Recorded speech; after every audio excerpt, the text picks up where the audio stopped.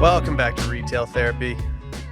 My name's Will DeFries. To my right, Barrett Dudley. How are we doing today?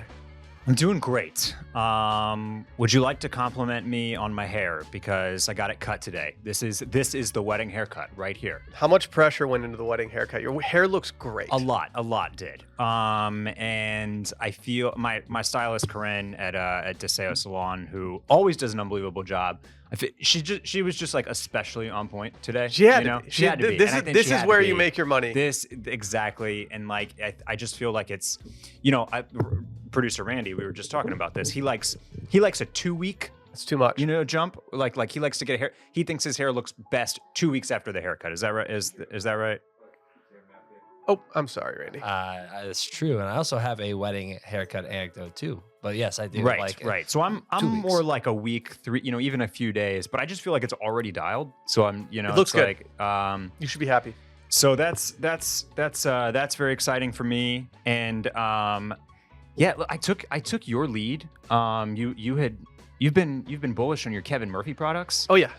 Yeah. Which Corinne had been using this one called Freehold on me the last couple of times I was there, and then when you started talking about Kevin Murphy, that I eventually put the pieces together that y'all were using like the same brand of products, and so I finally scooped a couple.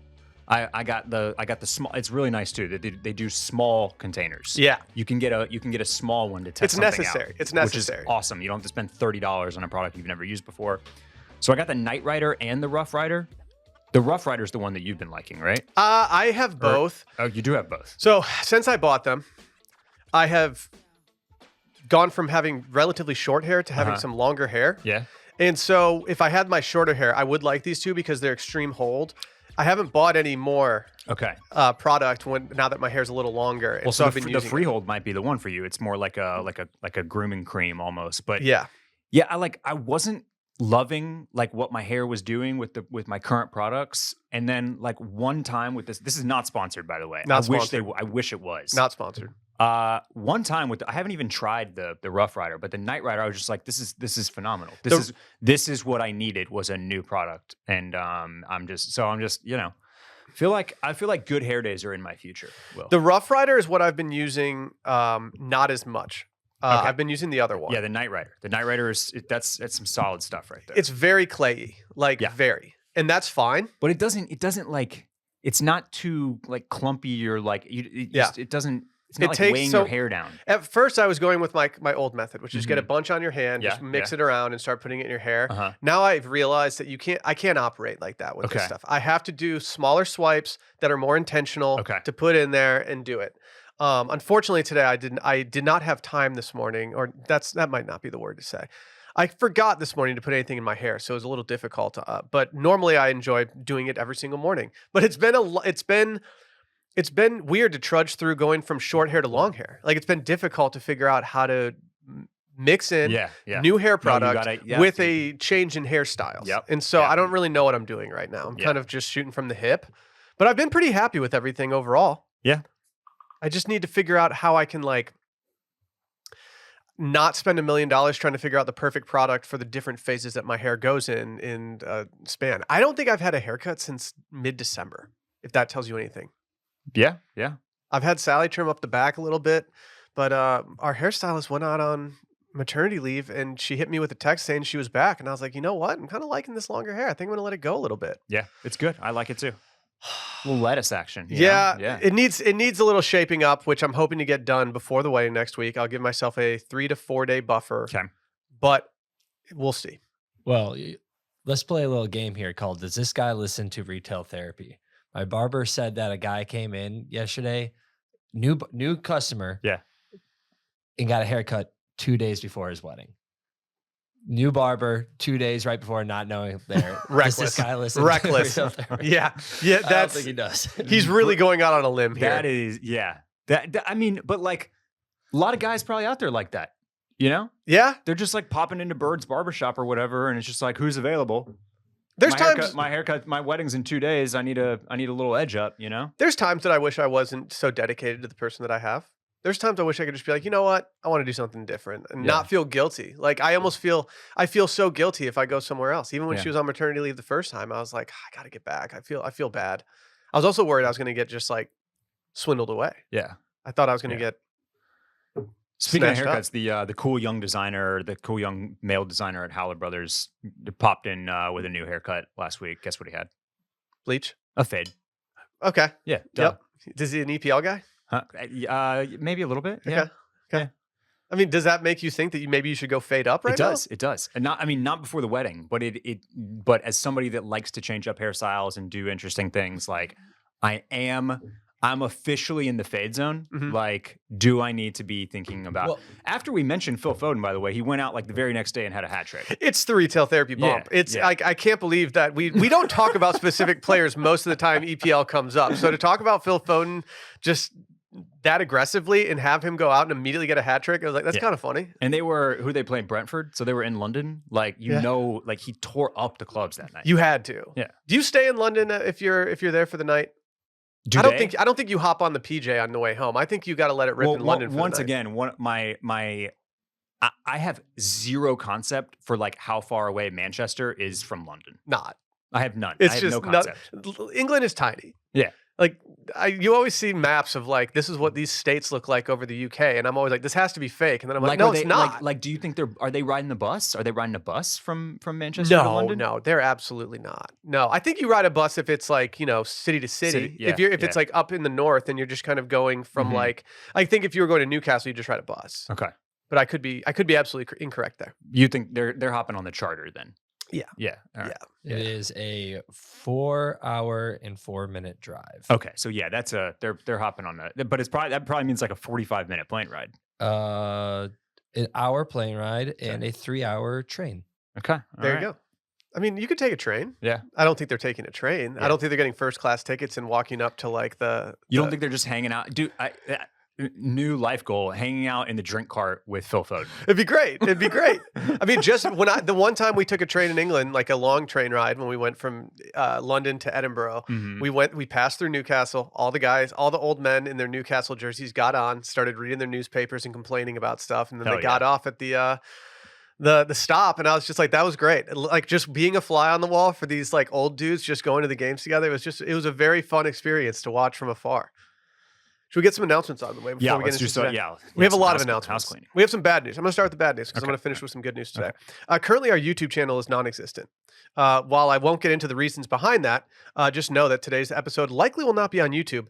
But because we do host our podcast through Spotify, you can watch episodes. And if you're listening on Spotify right now, there is video. If you're listening on Apple Podcasts right now and you wish you were getting video, you can go watch the video on Spotify. Please go check it out.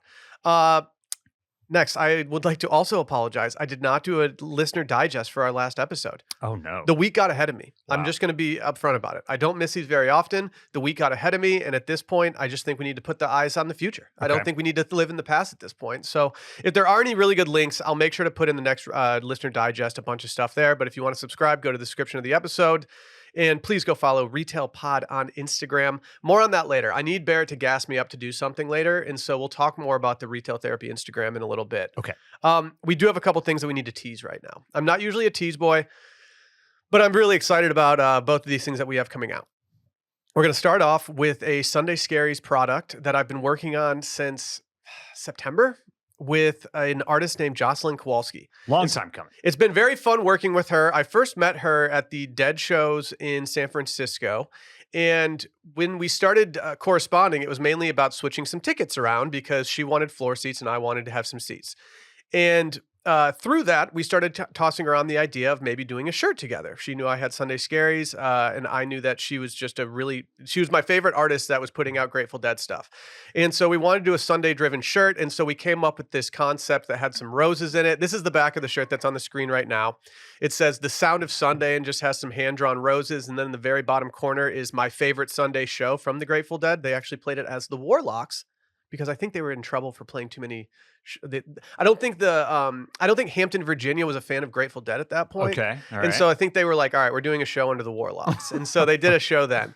And then the front of the shirt is actually go to the tags. We did some custom tags. It's an old tape that says just Sunday Scaries and Jocelyn Kowalski. Great little detail. It's a nice touch. That was her idea, and I absolutely just was like melting when she brought it up to me. But the front of the shirt was mainly my idea. It was the old Maxwell ad where the guy's sitting there just getting crushed by the sound waves coming out of the speaker. Yeah. So we hit him with a little skeleton, some roses coming out, and then just a speaker with a kind of a wonky Steely logo on it that says, sounds so good, it keeps the bad away, which I think is very Sunday Scaries. These will probably be going on sale on Tuesday after this episode records. They'll be on sale through Jocelyn's site. Had an absolute blast doing this with her. We had numerous FaceTime calls. We've been texting nonstop about it for what feels like months now, but it's been really fun. And now I get to go hang out with her at the Sphere shows. Yeah, the shirt is sick. It's honestly, it's detrimental to my aims because now we can't follow this with some trash retail therapy product. No, we can absolutely do that.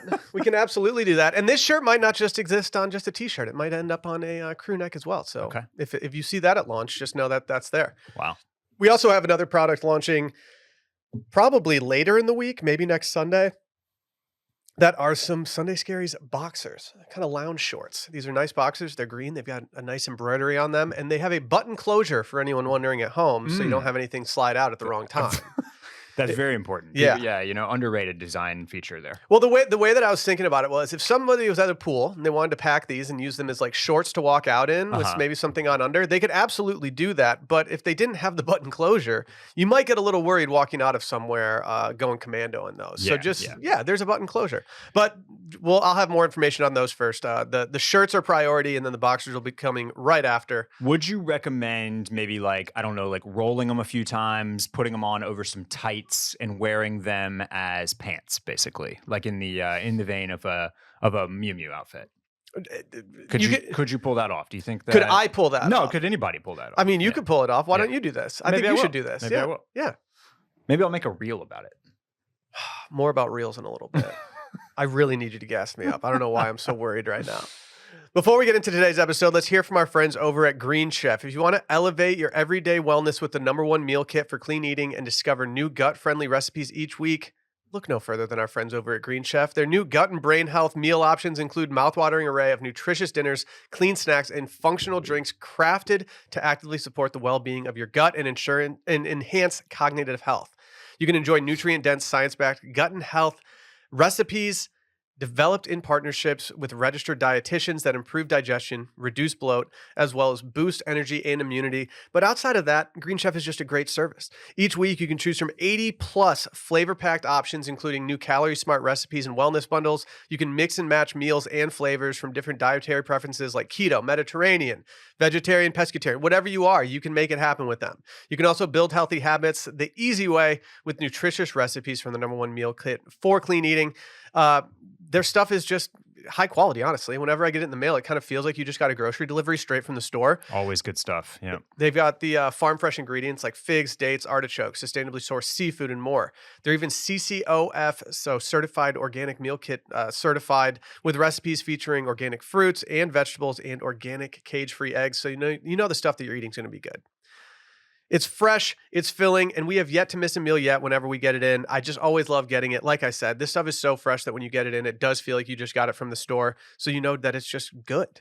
Go to greenchef.com/60scaries and use code 60scaries to get 60% off plus 20% off your next 2 months. Again, that is greenchef.com/60scaries and use code 60scaries for 60% off plus 20% off your next 2 months.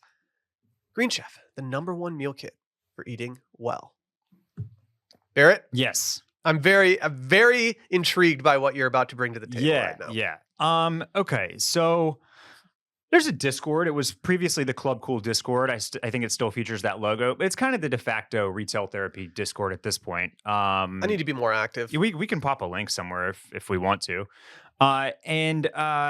There's one of the sections, one of the channels, if you will, is the on sale channel. And somebody recently asked, what's everybody's sale season carts.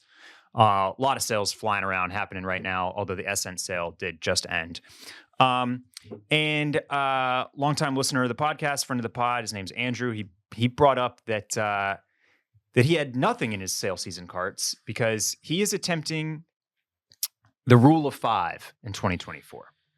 What is the rule of 5, Barrett? And the rule of 5 is basically a program, if you will. It's something to live by, and the concept is that you only buy 5 new pieces over the course of the entire year. And the reason for this is there's a lot of reasons. I think that that vintage and secondhand has kind of been having a moment for the last few years, the kind of the general look and aesthetic.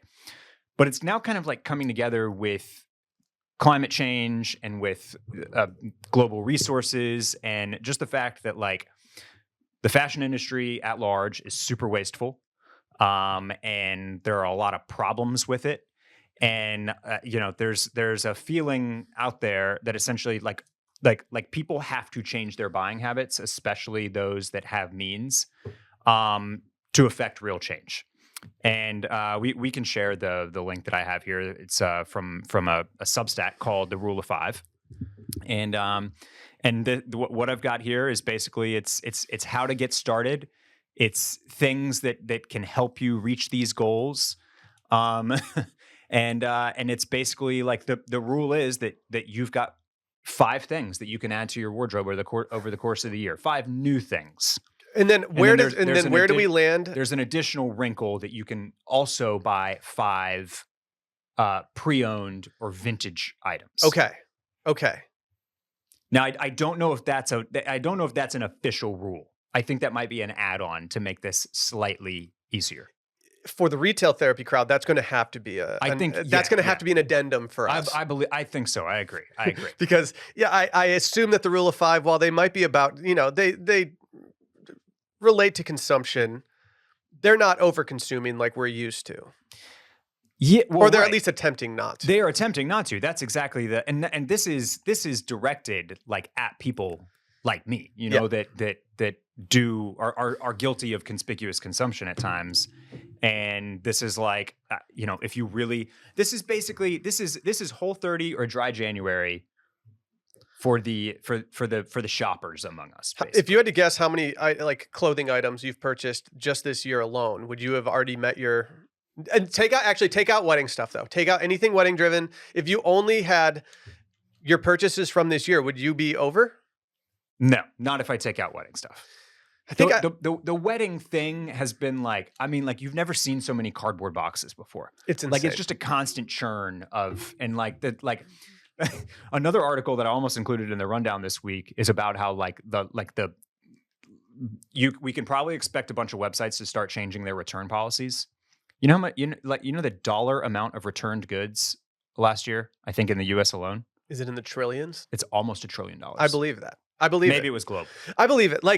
One thing I don't envy about large retailers is the idea of just the amount of returns they get and having to account for that. It just seems absolutely miserable. As somebody who used to process returns for the site that I worked for, it wasn't a fun thing to do. And it was always so depressing to have to go through and be like, oh, well, this really cool thing that we sold didn't fit. So now we have to just put it back in the system. And it was just always depressing. And doing that at a large scale, I think would kind of ruin me a little bit. Yeah. Apparently ASOS and Urban Outfitters and Essence and like they're just handing out bans if you meet some pattern that flags the system. So now I'm worried that I'm going to get, banned from my sites. For returning too much. For returning too much. See, I'm probably a darling in their eyes because I'm the type of person that I usually don't return things if I don't absolutely have to.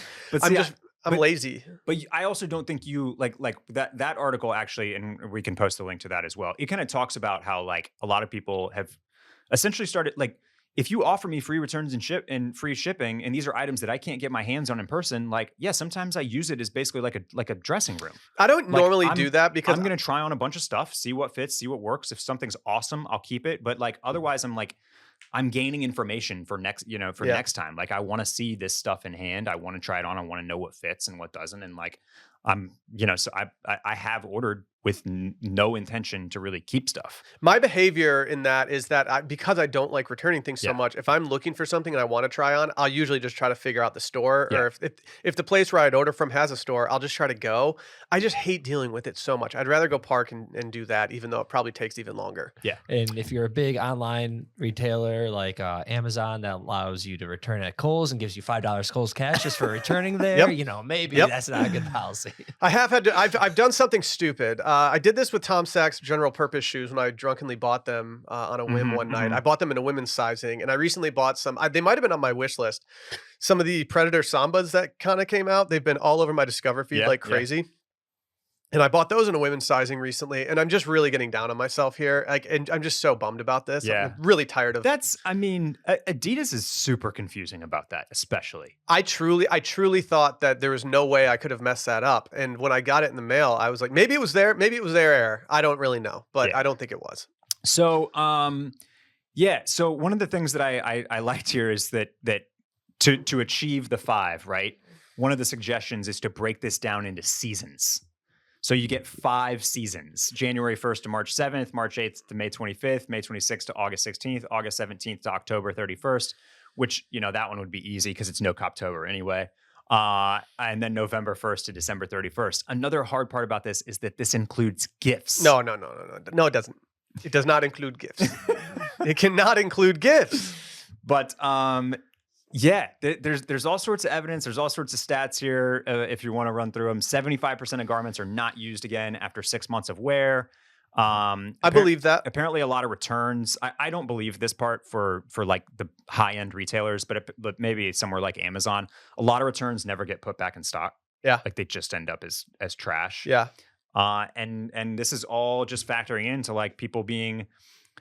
we're about to talk about a couple more apps, and I think that there's a real push to just be more conscious about not like collecting clothes, basically, and consumer goods I think at large. But like I feel that push, and I feel it myself. Like I don't want to have a closet full of stuff I don't wear. I just don't want I don't want to waste space doing that.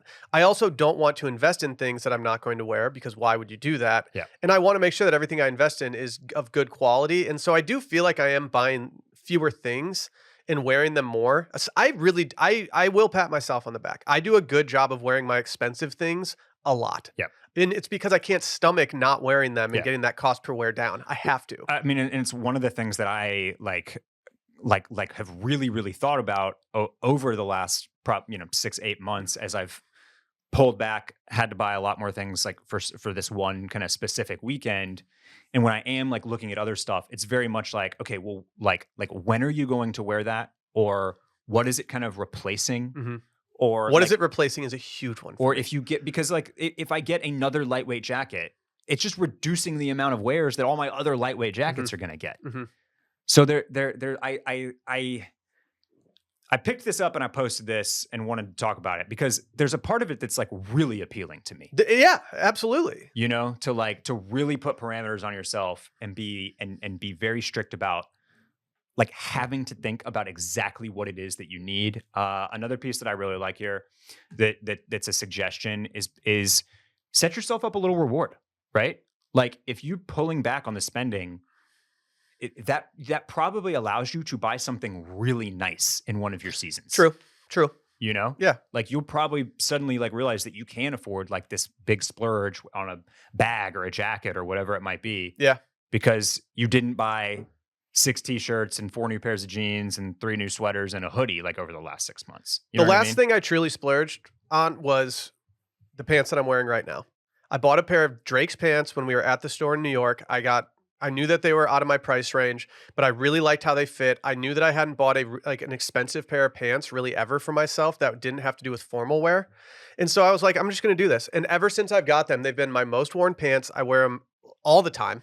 Like they're like a pair of jeans to me that just I don't like taking off. And so like I don't feel bad about that spend anymore. And I feel more comfortable knowing that if I want to go back and do that in the future, I won't be wearing my cheaper pants anymore because I like the quality of these so much that I will wear them nearly every day because they just feel so good. And so what % of your shopping these days is vintage? None. I don't like vintage shopping. See, I like the idea of it. I just am not good at it. And so one of my goals this year is to get better at it. I want to be able to go find something that's maybe vintage that I would like to wear and start doing that instead of just getting emails about something and being like, oh, I really like this coat. I'm going to go buy that. I know that there's probably a really cool vintage version of that coat that I could find that I'd be psyched on, that I could get for maybe a fraction of the price, or maybe I'm spending even more because it's a really nice version of a vintage piece. But I just currently don't do it. Yeah. Well, do you think that you could do rule of 5 / rule of 10 with the 5 added secondhand pieces? I think I could figure out how to do rule of 10. I don't think it would be an enjoyable year for me. I love the endorphin rush of buying something online. I love getting something that's like new and current. I've been talking now with our friend James. He's been saying like, dude, they cleared off the ALD stuff. They're blah, blah, blah. Like he's been talking. He's like, they're going to do a launch soon. I'm like, yeah, okay. They're going to do a launch soon. I need this launch to happen before I leave town next month. And I'm going to Mexico next month. I need this to happen soon because I need to flex. Like I have the like intrinsic need to flex on people for no reason. It'll happen in the next couple of weeks. That February is always drop 1. So I just I need these things to be in before March 6th. That is okay. That might be cutting it close, but that's the type of thing that you definitely you have to eliminate, is basically the impulse. Like I have to have it because I know it's going to sell out. Like you have to you have to pull that out of your brain a little bit. One of the things she suggests is to just delete unsubscribe from every promotional email that you get. But like even if you did that, you could go back later during your spending window. Yeah, you could go back later, and if you see a piece that is sold out, you can go to some other resale site and find it for a little more expensive, probably because you're saving so much on all the other purchases that you're not making. Like there is a compromise there. That's another strategy, is the cool off period. If there's something that you want, give yourself 2 weeks to think about it. I pretty much do that anyway. You know, I'm pretty good about bookmark. Honestly, doing the wish list on this podcast has really helped me do the 2 week thing and see if I really want it. And if it's still something I think about. Honestly, I don't even need to keep a list anymore because the things that I want are all in my Discover feed so much at this point that I pretty much just get goaded into buying it anyway. So speaking of secondhand, this recently came across my radar. It's called the Gem app, gem.app.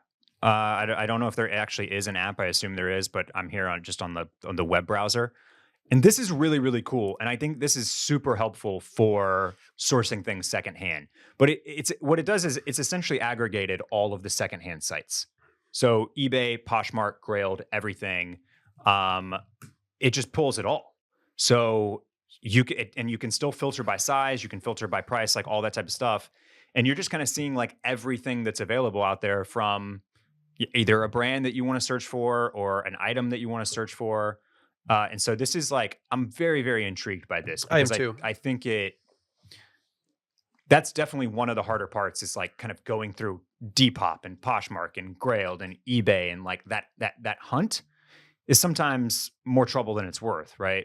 And I can get defeated on those hunts very quickly. If I'm looking for something specific and I whittle it all down with the filters and I don't see anything, I pretty much don't return to that app for a while because I'm like, oh, that didn't work out. It's just my behavior there. Yeah. So this is just maybe just a an add-on here for something that could be helpful if you want to try to enjoy the rule of 5 this year. Does the rule of 5 include renting clothes? That's a great question. I wouldn't think that it would. I wouldn't think it would either, but I think that's still. I think that helps everything. No, it absolutely. That's part of this, is that if you're not, by not purchasing something new, you are helping. You are doing the thing, and so I definitely think that that's kind of like an interesting hack. Why do you ask? I stumbled across the app called Pigott, where apparently you can rent people's clothing, and I assume that this is very female driven just based on what I've read about it. But the idea of renting things through an app or through a service it's not something that takes me very much. It's not something I see myself doing. Okay. Just because I would feel a little uncomfortable wearing someone else's clothes, knowing I had to give them back to them. Like even if they're never going to wear that thing again, when I'm wearing something, I want to know that it's mine, and that if I get some marinara sauce on it, I don't need to worry about that. I don't know. I like the idea of it, and I think that for maybe if you're trying to find, like, for someone like my wife Sally, who might be looking for a dress for a wedding, right, this makes sense because she doesn't want to rewear something. But like when I'm wearing formal wear, I'm usually rewearing something 100% of the time. Yeah, this is interesting. We've got an article pulled up here on Glossy, the Glossy Pop newsletter. I'm not going to lie to you, Will. Reading through this article about how this is what all the cool girls in NYC are doing, and they're all and everything on. I'm paraphrasing here, but apparently everything on Pickle is cool. I don't believe that everyone's doing this. It's just all the cool stuff. Like name, some hot item, Jacques Mew, Kate, meow, whatever it might be. Like it's on there, and you can just rent it. I was filled with envy reading this. I don't know why. It's New York centric. You get it the same day. You're just renting cool, trendy clothes. Like, I'd probably be more likely to do this in New York than I would be. You're just a hot person in New York, and like I'm, I want the Pickle app now. I gotta have it. But to your point, I don't see you actually using it. It is a little weird. Like I do feel like I consider my wardrobe, part of the reason why I would have such a hard time with the rule of 5 is because I like the constant curation of my wardrobe, and maybe rule of 5 would actually help with that. Yeah. But it would be a little weird to like not own something. I would feel I think I would get attached to stuff. Yeah. Yeah. Like if I got attached to something, it'd be like, oh, well, I just rented this. Yeah. It's like when you rent a good movie on Apple TV and you're like, damn it, I love this movie and I would love to have this in my rotation at all times. I don't have that sensation. Oh, well, having a kid when you're like, oh, why did I rent this when probably should have just bought this? Yeah. Well, kids watch stuff like 14 times. Oh yeah, Fritz is in a big he's in a big old school Jungle Book phase right now, which I'm okay with. I don't mind doing Jungle Book every once in a while. I don't have time to go rewatch movies. Like that's Oh, it's a plane play for me. I usually don't watch like new stuff on planes. Usually I just settle into something that I've seen before. So if I drift off to sleep, it's not a big deal. But yeah, this is very New York centric right now. They offer same day, like if you need, like you were saying, like this is basically like, it's kind of cool girl rent the runway. Yeah. Yeah. Like rent the runway is really just for like more formal stuff, right? Or is it not? No, I think they have more like, I think they're doing more like subscription box stuff now too. Like you can definitely do casual clothes on Rent the Runway now. But the cool part about this is, and again, this feels very female centric, but like if you're following influencers in New York City and you like their clothes, well, now there's like a solid chance that some of those clothes are available on Pickle. Mm-hmm. That's what I think is leading. Like that was kind of their marketing plan is they reached out, they made trades and made deals with a bunch of popular influencers in New York City to get those clothes on the site, on the app, so that then they could go market to people, hey, come rent these cool clothes. Yeah. And I for that, like that, that's the part that kind of sounds pretty awesome, is that you're kind of getting you're getting to pull back the curtain a little bit. You're getting an inside look at these closets, and you can actually pull stuff that you see. I'd rather just like find an influencer whose closet I fall in love with, and like for $20 I can go look through it and check out some stuff. I want to go in their home. I want to get in. I want to get in their business. You want the full experience. Yeah, I want to be like. There's some people I follow on Instagram that are solely because they dress well. I would love to go in some of their closets and just be like, okay, how do you put together so many good outfits every single day and post about them every single day? But yeah, this is in the kind of the constant churn of like cool outfits. If you're constantly posting yourself and things, and you always have cool new stuff from Revolve and Retrofit and Reformation and like wherever else, like. This makes so much sense. It sounds like they're expanding to Miami and LA. And I'll be interested to see just how big they can grow. You know what I mean? Because like I do think that one of the alluring pieces of this is the speed, is the fact that you're kind of renting from people that are nearby. Mm-hmm. So it's quick, it's fast, it feels personal. You're borrowing from a friend, exactly. And like I don't know how that. Like how many people are going to get on Pickle in Austin? You know what I mean? Yeah, it'd be pretty dire. But I don't know. Maybe they would. Maybe there's a big community. It's possible. It's a growing city, Will. It's possible. Yeah. Should we go country? Let's go country. How many times have you listened to Beyonce's new song? Country. Oh man. I have listened to Texas Hold'em probably half dozen times. It's a good song. It's a good song. It's a bop. Yeah. For the last few weeks. I have a little area in our rundown where I like to put things that I haven't really, that I'm not sure if I want to talk about them on this podcast. So I'll just have like a little list of things. And one of those things for the last few weeks has been something from Data But Make It Fashion, an account that we've talked about several times on here. I hadn't, it was about just the rise in Cowboy. And I was like, you know what? We've already talked Cowboy enough. Like, I don't know if we need to really dive into this. Like, this has kind of been a thing for a while. And I've been completely proven wrong. It's only going to keep going up because Beyonce's gone full country now. Yeah. I even commented on her post there. You know, I was trying to get a little engagement going. Like maybe start talking shop with Data but make it fashion. Has she slid into the DMs to talk about? No, oh, okay. Yet. But I just suggested that she had done her like trend calculation essentially like the week after Pharrell's Louis Vuitton show dropped, which was really country. Yeah. So, and one of the things that she was gauging was just like online, like discourse around, you know, X, Y, and Z trend. It's like, well, there was a ton written about that. Yeah. So I wonder if that had kind of like juiced it a little bit. And maybe it's just a chicken and an egg scenario. Like maybe like he went country because he knew everybody was going country. But like, yeah, this does.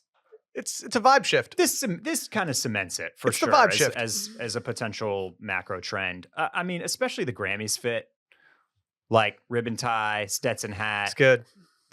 I mean, she's looking like Lainey Wilson. It's great. You know, I love it.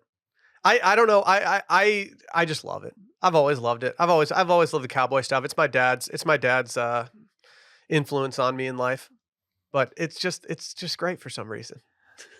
I like the new music. Love the new look. I'm really here for whatever Beyonce wants to do. And she's done country stuff before. She's kind of nodded to it. She's collaborated with big time country artists. And obviously there's some cool stuff happening where she's kind of saluting the country music, country westerns genre, and like some Black culture roots, right? Mm-hmm. All that's very cool. Do you think that it is also kind of a zag to Taylor's zig? I don't know if it really. I don't like Taylor left country, so Beyonce is going. No, Beyonce's too big. She's too big to even be contemplating that type. Yeah, of thing. Yeah. I think that's probably right. But I do think it's what it made me wonder is we will eventually get a Taylor Swift return to country, won't we? Yeah, probably. I'd be fine with that. I would love like a more Western feeling Taylor Swift album. album. Don't you think she has to kind of complete the circle? Yeah, but I don't want it to be her pop country stuff. I want it to be like almost like real country. Yeah, I want it to be like Lucinda Williams, like that kind of stuff. Like I don't want it to be just like, you know, no offense to Lainey Wilson, but like Lainey Wilson, I'm not going to listen to that.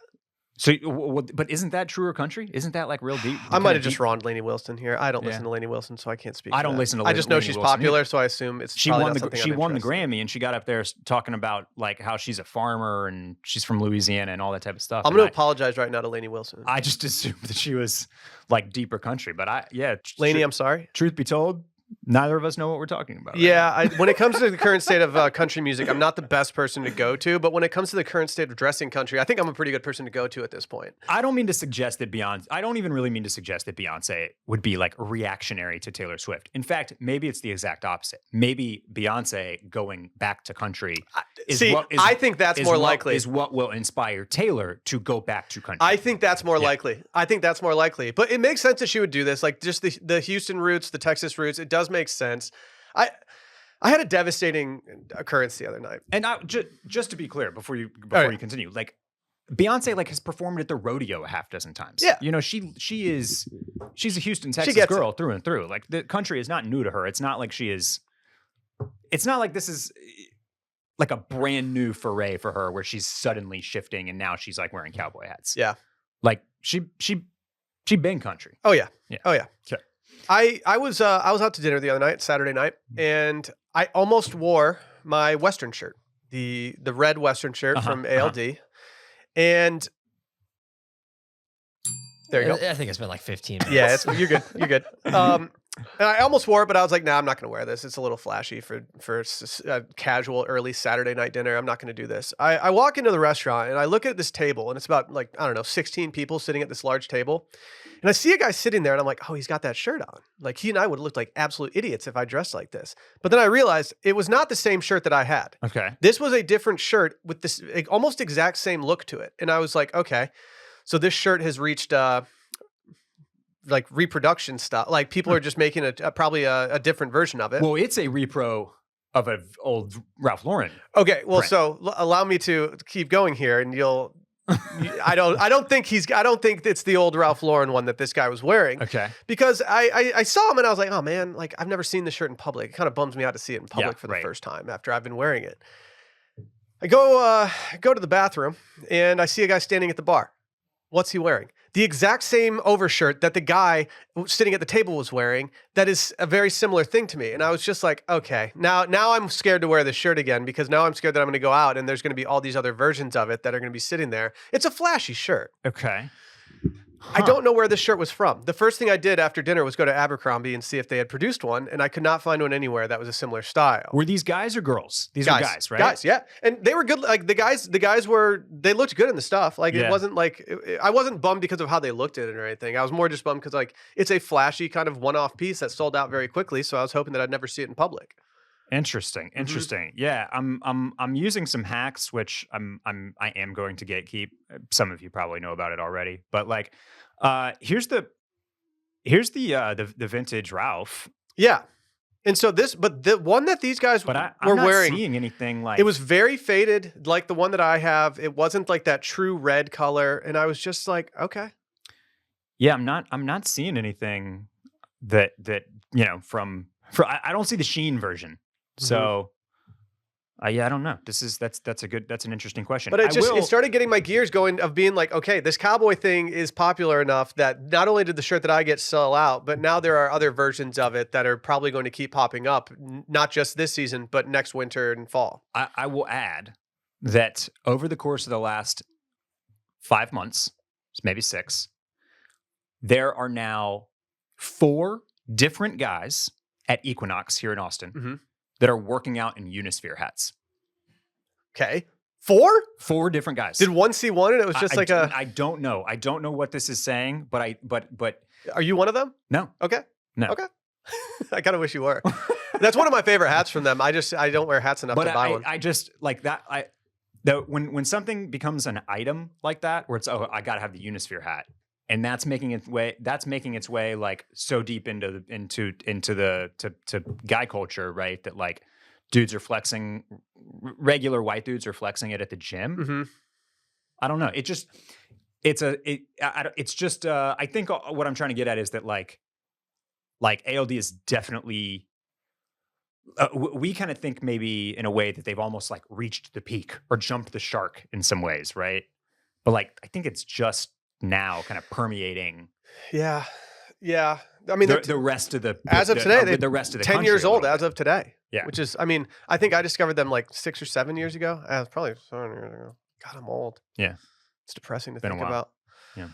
Well, I did write down a couple of things if people are trying to dress cowboy.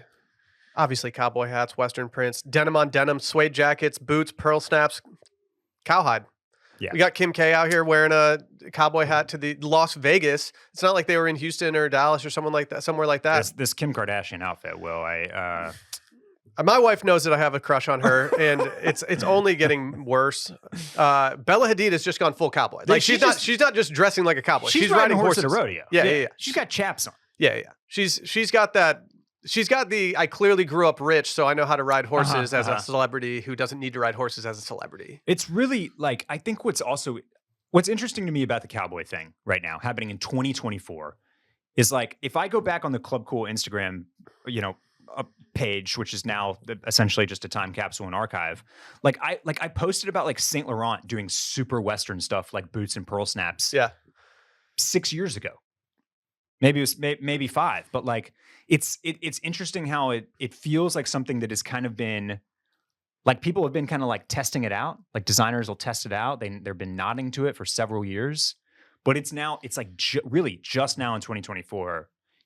We're going full cowboy now. Like it's really happening now. I also feel like people are getting more and more fun with how they're dressing. Yeah. And I think like the pandemic kind of got everyone stuck in this kind of slog of wearing the same things over and over, not really buying different things because you weren't going out very often, things like that. And I just feel like now people are just mixing in more color, more fun, more whatever. Can I if you pay attention to GQ and all that, maybe you already know, but did you see Post Malone perform at the Super Bowl? I did. Yeah. So he wore a getup, and unfortunately, I'm not finding a full body shot. Here we go. That also went very, very Western, right? Suede jacket with fringe, and he looked good. He looked awesome. Yeah. It was a good fit. And let's see. Here we go. Yeah, the jeans are Wrangler Cowboy cuts. There you go. And I'm very familiar with Wrangler Cowboy cuts because it's what I was made to wear as a pledge in a fraternity at the University of Texas. Ahead of their time. I even know the style code, 936 GBH. That's the bleached out wash Wrangler slim fit cowboy cuts that we had that I had to wear for a full semester basically. And this last year, my dad had started talking about how he really wanted a pair of wheat jeans. Mm-hmm. And Wrangler makes a pair of wheat jeans. So for Christmas, I bought both of us pairs of Wrangler cowboy cuts in the wheat color. And so they're $45 at Cavender's or it's a beautiful thing. Shepler's or whatever. So if you want to recreate that and the fit is perfect for right now. It's fitted at the top, but opens up a little bit towards the bottom. It's not like a full on boot cut, but it goes over boots really nicely. They got black, they got brown, they got classic blue washes. So while we talk about our friends over easy entry point into the country thing right now. While we talk about our friends over at Indeed, please put a link in this section of the rundown so I can link it in the listener digest. For sure. Because I think people are going to want some of these jeans. Yeah. Let's hear from our friends at Indeed, though. We're driven by the search for better, but when it comes to hiring, the best way to search for a candidate isn't to search at all. Don't search, just match with Indeed. If you need to hire, you need Indeed. Indeed is your matching and hiring platform with over 350 million global monthly visitors, according to their Indeed data, and a matching engine that helps you find quality candidates fast. You can ditch busy work, use Indeed for scheduling, screening, and messaging so you can connect with candidates faster. And Indeed doesn't just help you hire faster. 93% of employers agree that Indeed delivers the highest quality matches compared to other job sites, according to a recent Indeed survey. I mean, when I've looked for people to hire in the past, it was slow, it's overwhelming, it's not a fun process. It's actually made me abandon the process altogether. I wish I had used Indeed in the past, and it's definitely what I'll be using moving forward. Leveraging over 140 million qualifications and preferences every day, Indeed's matching engine is constantly learning from your preferences, so the more that you use Indeed, the better it gets. Join the more than 3.5 million businesses worldwide that use Indeed to hire great talent fast, and listeners of this show will get a $75 sponsored job credit to get your jobs more visibility at Indeed.com/scaries. All you have to do is just go to Indeed.com/scaries right now and support our show by saying that you heard about Indeed on this podcast. Indeed.com/scaries. Terms and conditions do apply. And if you need to hire, you need Indeed. Barrett, it wouldn't be a retail therapy episode if we didn't talk about some cocktail out here. And this was sent to me about 1 million times over the past 3 days. Laura mentioned this to me yesterday and said exactly what I'm sure the people in the DM said. Hey, this is pretty retail therapy. Very. If you want to toss it up on the screen, today we're talking about something that it's a kind of a melting pot of retail therapy stuff. It's a martini, and it involves caviar. It involves bumps of caviar. It involves everything. Barrett, I currently have some caviar at my place. What are you doing with all that caviar? I don't really know. Yeah? I don't really like caviar all that much. Would you just pop over to Jeffrey's and scoop a tin for yourself? Here's the thing. I saw a photo opportunity, and I said to Sally, this needs a tin of caviar. And she said, yes, it does. And then I thought to myself, well, I'm going to go buy one on the Sunday Scaries credit card and call it a day and not think about it. There you go. And I can use this tin for future photos in the future. Yeah. So I'm not worried about it. But this essentially just has you take some caviar. You put it in the olives, which is maybe a little too rich for me. You do a little twist of lemon. You put that on there. You do some gin, which I'm a fan of, some vermouth, and then I forget what else. Some sea salt and some orange bitters. I think the sea salt and orange bitters are what throw me off the most. Okay. Honestly, the twist kind of throws me off. This is going to be such a salty cocktail from the caviar, from the olives, from everything, that the fruit might be necessary, but I think it would almost throw me off a little bit. Why are people fooding their martinis? No, because, dude, that's what we do now. That's what we do. Don't question it. Don't question it. It's a beautiful thing. This continues to remind me, I've made this comparison before, but this continues to remind me of we're going to Mama Jen's getting their big old Bloody Mary. It's got a slider on the straw. Yeah. I hate that too. You know what I mean? I hate it. But there's how much is this costing you at a restaurant? Probably $40. Yeah, at least $40. There's numerous bumps of caviar in here. All things, equal. In the ranking of all of these fooded martinis, I guess I would try this one. You try because it's not that big of a departure. Right. There's no olive oil in this as well. And I'm not, and I generally do order martinis with a twist rather than like with olives. So I like a little citrus, maybe undercurrent here. I'm with you. I wonder how that kind of goes with all the saltiness that's clearly involved as well. Olives and caviar and sea salt and whatnot. But I would try this one. If for nothing else, then this would be a great photo. This video can be stitched on Instagram. And the other day I was sitting somewhere just kind of killing some time, and I was like, oh, I could easily stitch this and do a live narration of this. And I got so gun shy speaking into the phone alone in my place that I was like, I can't keep doing this. I really want to stitch this, Barrett, and I want to do it before this episode launches. It's probably because you didn't have a lav mic that you were holding in your hand, dude. I swear to God, but the people that do that it's a security blanket for them. It's so they're not just talking into the phone. I like the little lav mic. And there's been like whole research done about this. It's apparently like it makes you seem more genuine and approachable. Okay. Yeah. That's what Tink started using, and that's how she built. Yeah. I mean, I don't want to undersell how she built her brand and her following, but like a major part of her brand is being relatable. Yeah. And I do think that like the mic thing was kind of funny. It was such a thing for her that even when Gwyneth Paltrow did like a TikTok with her, Gwyneth Paltrow had like the little lav mic. The one thing I'll say, when I've experimented with reels and stuff before, especially ones where you're talking into the camera, like you do have to be careful, like popping your P's and stuff. Yeah. Because it can blow out the microphone that's on your iPhone. Mm-hmm. So it does kind of help with quality as well, but it has totally become like a bit now. It's a bit. That's what you have to do is you have to hold a little tiny mic, a little lav mic that should be on your lapel, but you're going to hold it in your hand because I'm going to hold an olive on a toothpick. It's a warmer. Yeah, just but pretend that's what I'm going to do. For this one, I'm going to do that. Okay, I'm glad we're workshopping this. That would be good. That would be good. Yep, I'm going to do that instead. That could do numbies. Yeah, okay. Yeah. I'm going to do this. I'm going to do this today. I'm really nervous to do it. I can't wait. Should we do some articles of interest? We got to get out there. We got to put the shame aside, and we just. Well, here's the thing. We got to do it for something like this. Like we do so many clips from this podcast where we have something like this in the background of it. Like it kind of makes more sense to me to just do a stitch of this instead of just like cutting a segment from it. Yeah, it kind of accomplishes the same thing. Totally, and we can do some of our different content in an easier way. It makes Randy's job a little easier too. Let's do some articles of interest, of which there are several. Do any jump out to you that you want to see? I kind of like this one the most. I've already pulled up Keith McNally's words to avoid at all costs. Do you follow Keith McNally on Instagram? I don't, but I know he's the restaurateur behind like Balthazar and. If you like restaurants, if you like New York, if you like someone who hates certain people and is absolutely unhinged on social media, allow me to lead you to Keith McNally. He's one of my favorite follows. My sister-in-law really introduced me to his Instagram feed. She sends them to me all the time, and he's really just funny. He usually roasts people doing things in the restaurant, but in this case, he's kind of still doing that. But he did a bunch of words and phrases that are to be avoided at all costs. They kind of come at Wash Media's neck when it comes to circling back and touching base. That's the top two. Circle back and touching base. But I love how petty these are. Like, he doesn't want the word iconic.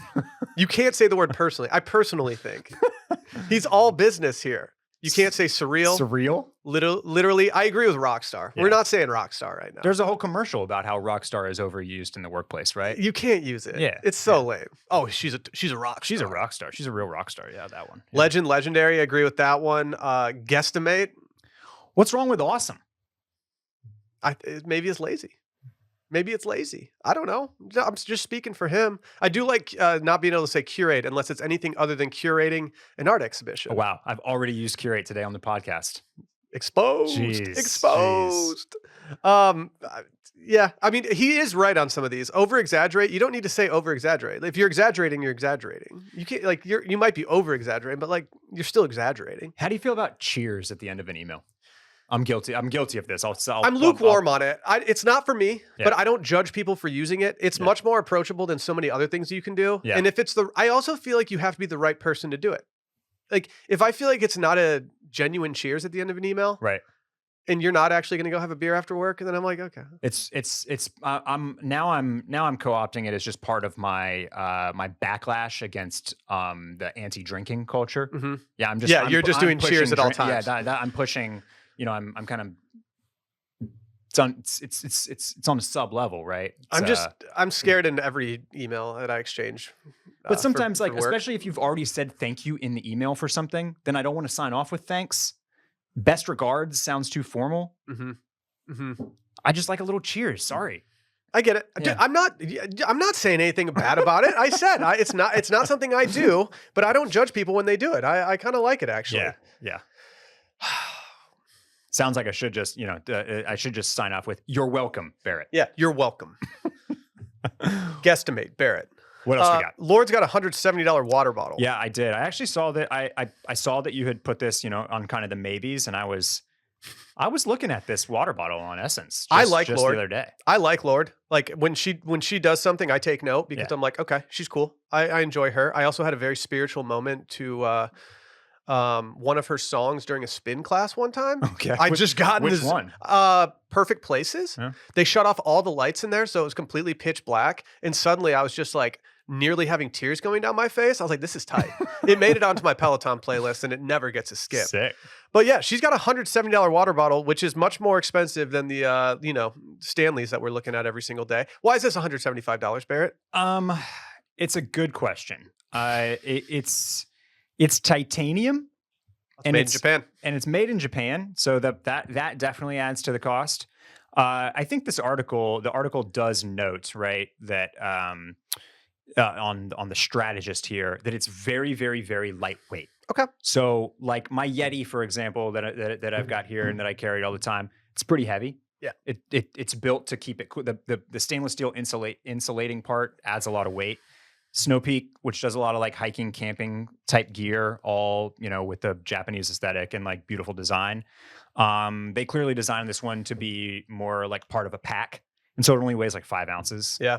That is nice. That is a nice So benefit. super lightweight. Titanium. I don't know if it's a quadruple the price of a nice water bottle. Titanium design, this cool little gradient, made in Japan. I'm not going to lie, Will. I added this to my Essence wish list. Okay. Yeah. Go off, Barrett. Like, right? Like, I'm an Essence sale boy. If this hits sale next season, you think I'm not going to cop Lord's super crazy extravagant water bottle? I'll respect it.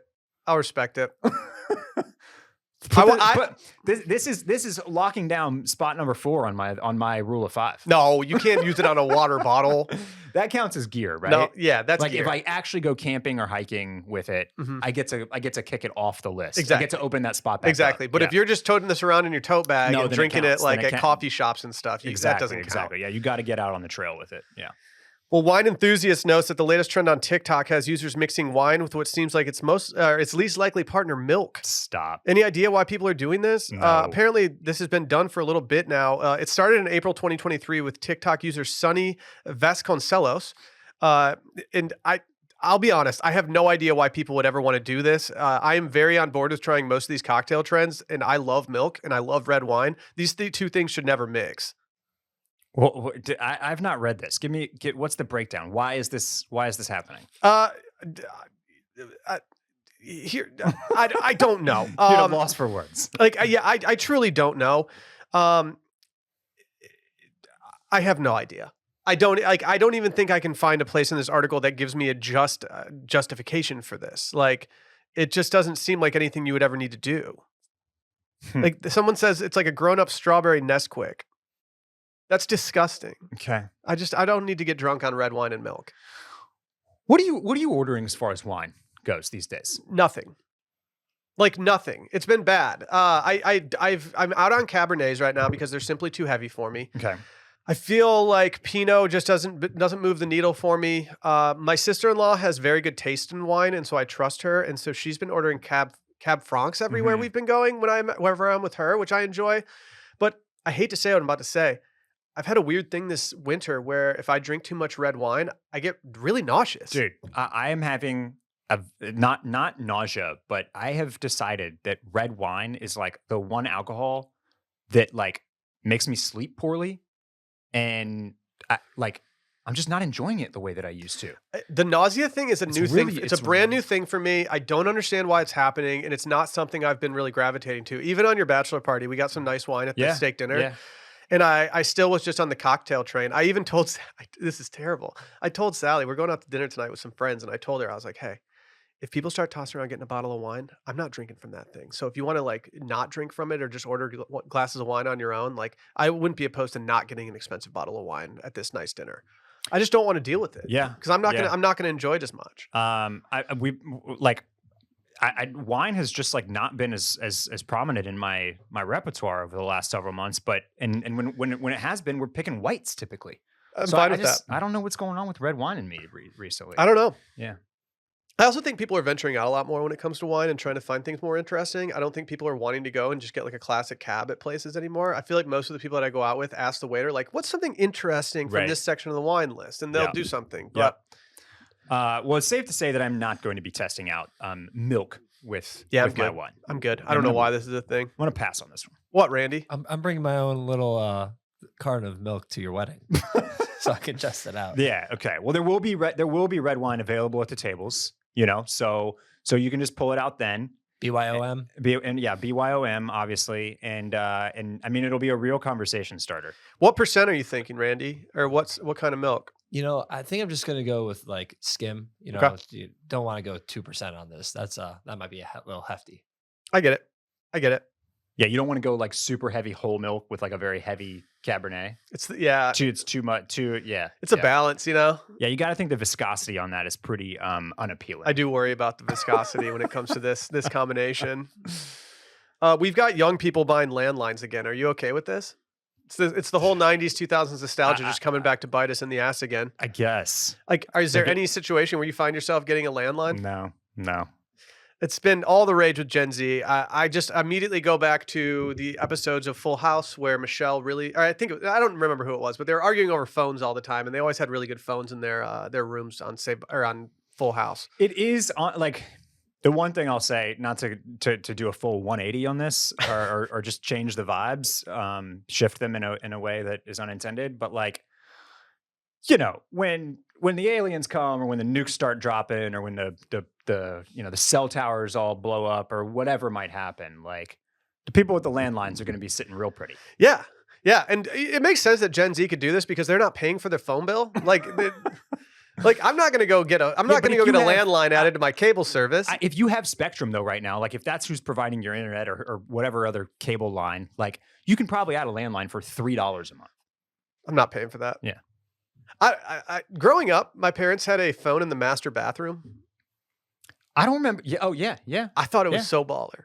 Or how about that's kind of like when you go to a hotel and there's a phone in the next to the toilet. Yeah. For some reason, I just thought it was so baller. Yeah. Like I've always kind of wanted one completely unnecessarily. Man, I don't very few houses do you even go into these days that and see a phone, see a landline. The fact that my parents have gotten rid of theirs is crazy to me. Crazy to me. Actually, I'm going to call their home number and see who has it now. I'm going to be like, give it back. Would you get one of those like old school, like a football phone? I'm not opposed to a football phone. Yeah. Not for the side of the toilet, though. You can't have people walking into your bath. It's too bulky. Yeah. It's too bulky for that. Yeah. Hotel robes are becoming all the rage now. I always think hotel robes are always fun to have when you're at the hotel, but now people are just buying them at a rapid clip for the New York Times. You were way ahead of this. I was way ahead of this. I actually went back and tried to find some episodes of Sunday Scaries where I had talked about this, and I talked about it a long time ago. But they really just say like, hotel merchandise it has always kind of been an if you know type of thing, but now people are actually going out and just buying these robes sight unseen because they're from nice places or from vibey places.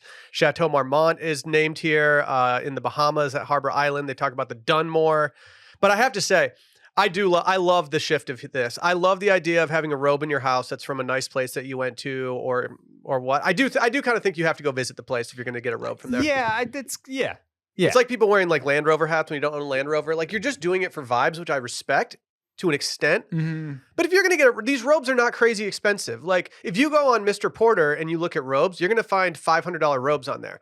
If you go buy a robe from one of these places, you can get it for probably anywhere between $60 and $120, which is not crazy for a robe at this point. Right. But I just love it. This is my read of the week on the Sunday Scaries newsletter this week. I just enjoy it. I'm going to convert you to a robe boy at some point. Well, I'm ready to be one, I think. But I do, and we've talked about this item before, but like I want the bunkhouse robe. I want the serape stripe lightweight one from, Osmotel or San Cristobal or wherever, name one of their properties and like they've got a version of it. But I'm surprised you haven't gotten one yet. I think you should get one on your honeymoon. Maybe your mini moon. Maybe I will. That's my task for you. That would be a good opportunity to do so. Do they have a good gift shop down there? I would assume that they do have a good one. Yeah. And I think that'll be my entry point because I get hot. I don't think I want a big chunky terry robe just yet. Okay, that's fair. I will say that the chunky terry robe does make me hot, especially during the summer months, and especially if you're running around doing stuff with like kids and everything. Yeah.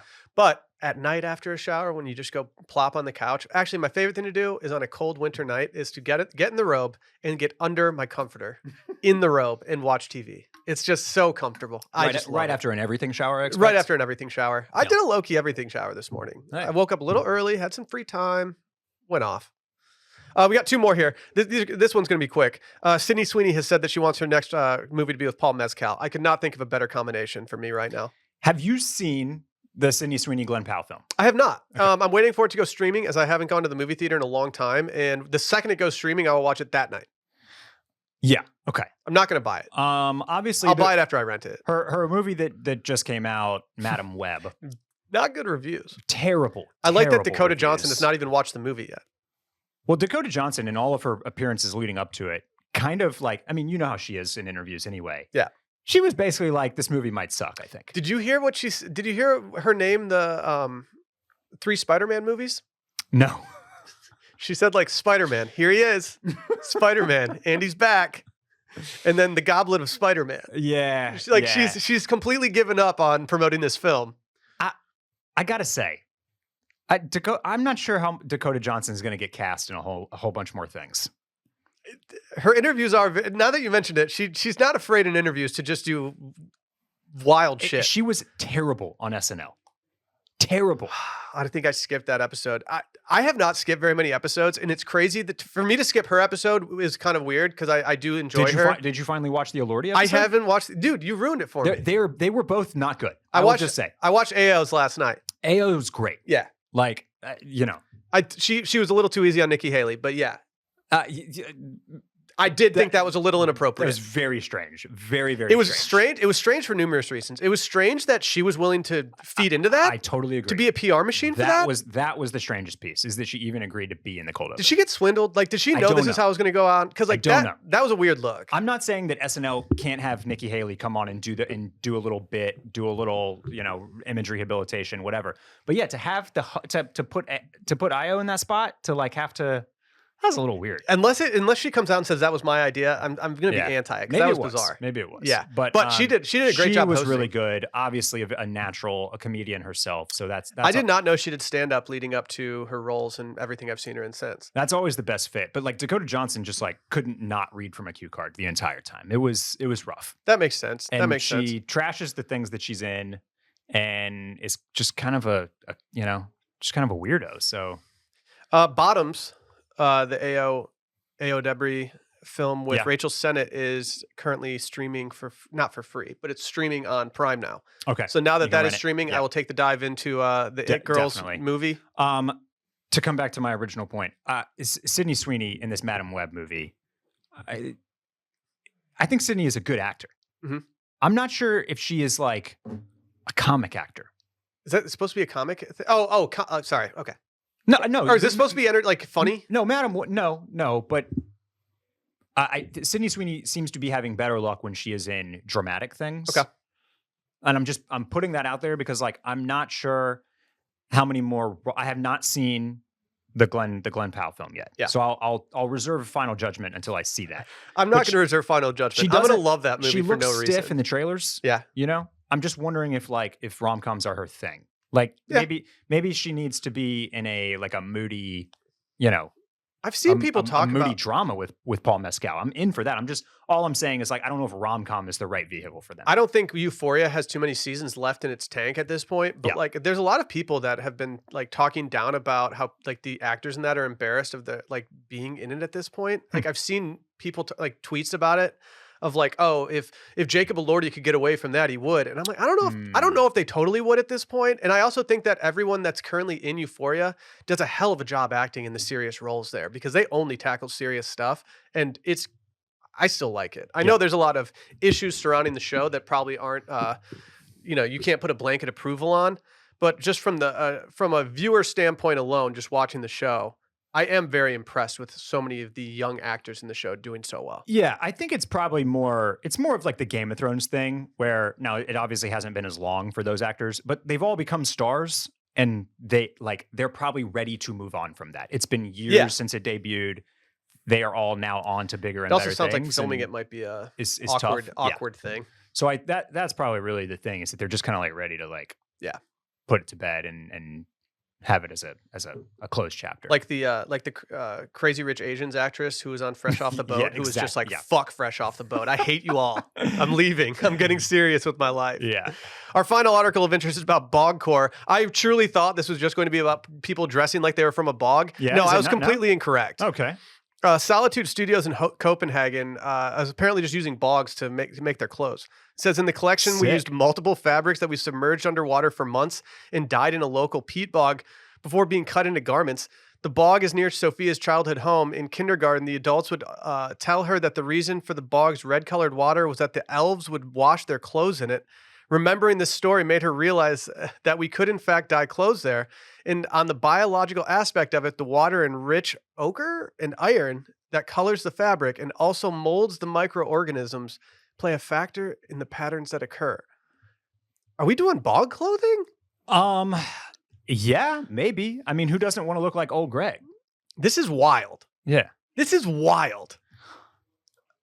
On bog. On a serious note, though, look out in the coming years. Not like putting this on like a trend watch or anything, but speaking of articles of interest, there's a podcast by the same name and that covers fashion stuff. Mm-hmm. And one of the episodes is about color and about the history of color and about how, like, you know, early on in the days of color, like being able to wear colorful clothing was like a sign of wealth because it was a brand new thing. They were figuring out how to dye clothes. Cut to now, colors everywhere, but it's not great. The dyeing process is not good environmentally. It's a lot of chemicals. It's a lot of wastewater, etc. And there is a push there, you know, kind of fitting right in with our Rule of 5 conversation about just the environment and the waste and the creation of clothing and its impact on our global resources. Like, there is a push for dyeing things in a more natural way and even cultivating cotton to have a color as it grows. Oh, that's a good idea. It's a really good idea. Which it actually used to do until we essentially forced all cotton to be white. Randy and I were just talking about the flour trick back in the day when you just put food coloring in the water as a science project when you were a little kid. Yeah. Why can't you do that with cotton? Right. And so so this is that's just kind of that's what I think is cool about this, is using natural ways of dyeing clothing instead of a bunch of chemicals and dyes, and getting something that looks really cool and unique and is straight from a freaking bog, Will. That's facts. Yeah. Straight from a bog. I mean, like we at the company I used to work for in Michigan, Huzzah, we did like a video surrounding the brand Doza, who did a lot of indigo dyeing and things like that. And it was always super interesting to me to see just the different variations of what happened. And it was just cool. It's been so long since I've even thought about it that I can't really speak at a high level, or I can only speak at a high level about it. But like just the indigo dyeing, there's a whole slew of stuff about that you can go down, and it's just cool. It got me kind of into indigo. I bought an indigo jacket a couple years ago, and I just haven't worn it once. So I just don't think it's for me. It's not your pottery jacket? No, dude, my pottery jacket's hitting so hard lately. Okay. I don't know why. I'm loving it lately. What? So you have an indigo jacket, like a denim type? It's of thing? not totally dyed, but yeah, it's almost like a fabric that was or like just. A raw it denim. Is dyed, but yeah, it just kind of looks a little more indigo-y, and it's just a little out of my comfort zone. Okay. I bought it because I loved the shape of another jacket that I had that was green and dyed green, and when I saw that they had an indigo one that they released, I was like, oh, I'm gonna get that. I'd wear that all the time. I haven't worn it hardly at all. It's a shame. It's a damn shame. Maybe you can rent it on Pickle. I could rent it on Pickle. If anyone wants it, find me on Pickle. I'm kind of bummed that Pickle's just not an app about pickles. Solitude Studios is the brand that's doing this. Yep. So if you go to Copenhagen and you want to go dye some clothing, go find the bog that she's been vibing out in, that the elves used to dye their clothes in. Barrett, what's on your wish list this week? Okay. Quick story. Jacob Elordi, speaking of, he was on the. He might need his own bell. He was on. Randy, ring the bell. Is that? Should we put that on a hat? Randy, ring the bell. Yeah.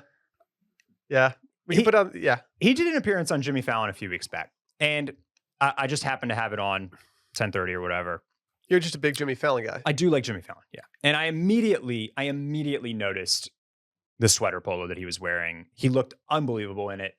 The whole kit was giving, and I took a photo of it, and I did my thing, and I came up with exactly what the sweater was, and it's from Ami Paris. And then I had found a couple places it was on sale in a few. What was spots. the original price of his?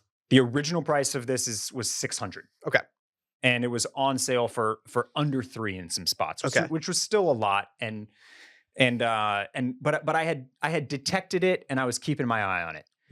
Not 48 hours later, GQ had a whole column about this outfit and about. You have these jeans. I've seen you in these jeans. I've got a pair that's fine. I've seen you with your Birks on and jeans that look like this. And they blew up the spots where this was on sale, and it sold out very, very quickly. And it's like a hairy wool and everything like that, and like it's 70 degrees here already, and we're headed to spring. So I passed on that. It sold out. It's only available at full price in places. And instead, what I grabbed, so this is really more imminent cop / just copped than anything, is this kind of like open knit handcrafted number from Abercrombie, which is not wool. It's more of like a cotton viscose blend, much better for spring and at a far better price. And it looks a lot better in person than it does on web. But it was kind of a. Can you see nipple or not? No. It's you're nipple free here. It's closed enough for that, but it still feels loose and kind of casual and like a great transitional piece. I'm seeing a lot of the sweater polos and kind of. I'm seeing a lot of them, whether short sleeve or long right now. And I have this in hand. It's great. It's a good price. It feels good. The quality is there, and it kind of it has that allure-y vibe. Mm-hmm. So this is a good. I'm pitching it out here. This is a good alternative for what he was wearing. A very good alternative for what he was wearing. Click on that other color. Yeah. Okay, I see you, tan. You kind of look like a rattan rug there. A little bit. The green's much more approachable. This is just going to look like my skin. You know what I mean? It's going to wash me out like crazy. Yeah, we're not going to look good in that. I went for the green one. Yeah, good call. I'm going vintage this week. I've had these in my cart. I don't necessarily need this pair.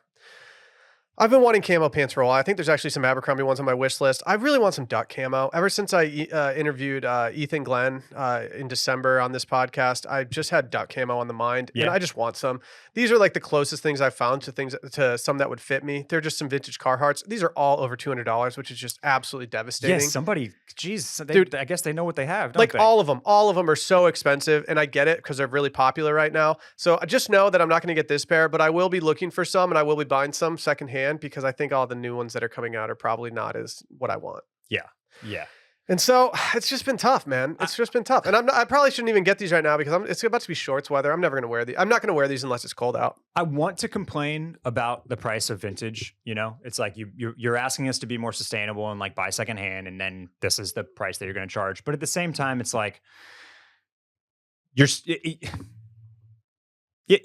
got to charge what you can get for them. Mm-hmm. And this is still the better alternative to buying a $225 pair new, and you're getting more of a story and something cool and that has a patina. So like, I'm a little torn on it, but I'm not going to complain about it. I will be deal hunting on this. This is a placeholder for my deal hunting. Let's put it that way. I also want more green involved. Make sure you measure your pairs of pants that you have. Yes. Soft tape measure, everybody, not a ruler. And then when you're buying vintage, you got to check the garment measurements, not the size, not the tagged size. Yep. There's a lot of I follow some vintage t-shirt sites, and they always are saying like back in the day these were XLs. No, these are larges now. Yeah. Like please do not buy this if you're looking for an XL. Yeah, for sure. That's all she wrote this week. Loaded episode. Had fun though. Next week, this week, I guess a week, whatever. Next time you hear my voice, there'll be a ring on my finger. How about that? It's true. There's actually a ring on mine today. I usually don't wear it. And yes, you will not hear from me next week. Next week, and that means, and if you made it this far in the episode, congratulations, you get a little early nod. That means I'm going to be doing a return of the Sunday Scaries podcast for next week. I've had several topics in the hopper over the last few months since I stopped doing it in September. I'm very excited to hop in and do it again. So please give it a listen in lieu of retail therapy next week. But we'll see you then.